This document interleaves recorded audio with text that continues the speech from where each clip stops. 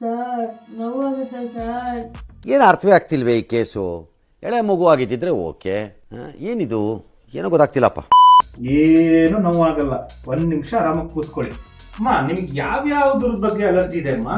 Sir ನನಗೆ food ಅಲ್ಲಿ allergy ಇದೆ, ಡಸ್ಟ್ ಮೈಟ್ ಅಲ್ಲಿ ಅಲರ್ಜಿ ಇದೆ, ಮತ್ತೆ ಪೋಲನ್ಸ್ ಅಲ್ಲೂ ಅಲರ್ಜಿ ಇದೆ. ಹಾ ಸರ್, ನಮ್ ಬಾಸ್ ಕೊಂಡ್ರೆ ನಂಗೆ ತುಂಬಾ ಅಲರ್ಜಿ ಇದೆ ಸರ್. ನಿಮ್ ಬಾಸಿಗೆಲ್ಲ ಇಲ್ಲಿ ಅಲರ್ಜನ್ ಟೆಸ್ಟ್ ಮಾಡಕ್ ಅಲರ್ಜನ್ಸ್ ಇಲ್ಲ ಅಮ್ಮ. ನಮ್ಗೆ ನಮ್ಮ ಹತ್ರ ಇರೋದು ಅಲರ್ಜೀಸ್ ಮಾತ್ರ. ಅಮ್ಮ ಸರ್ ಇದೆ, ಇಲ್ಲೊಂದು ಸಮಸ್ಯೆ ಖಂಡಿತ ಇದೆ.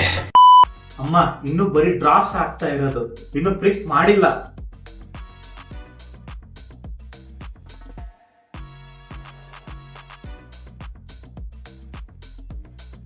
ಏನಾದ್ರೂ ಗೊತ್ತಾಯ್ತಾ? ಏನು ಇಲ್ಲ ಸರ್.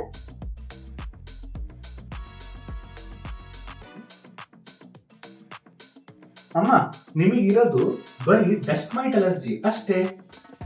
ಸರ್ ಮತ್ತೆ ನನಗೆ ಗೂಗಲ್ ಅಲ್ಲಿ ಅನ್ನ, ಪಲ್ಯ, ಮೊಸರು ಎಲ್ಲರಲ್ಲೂ ಅಲರ್ಜಿ ಇದೆ ಅಂತ ತೋರಿಸ್ತು ಸರ್. ಹಾಗಾದ್ರೆ ಗೂಗಲ್ ಟ್ರೀಟ್ಮೆಂಟ್ ಅವಕ್ಕೆಲ್ಲದಕ್ಕೂ ಕೊಡೋಣ, ನಿಮಗೆ ಡಸ್ಟ್ ಮೈಟ್ ಅಲರ್ಜಿಗೆ ಅಷ್ಟೇ ಕೊಡೋಣ.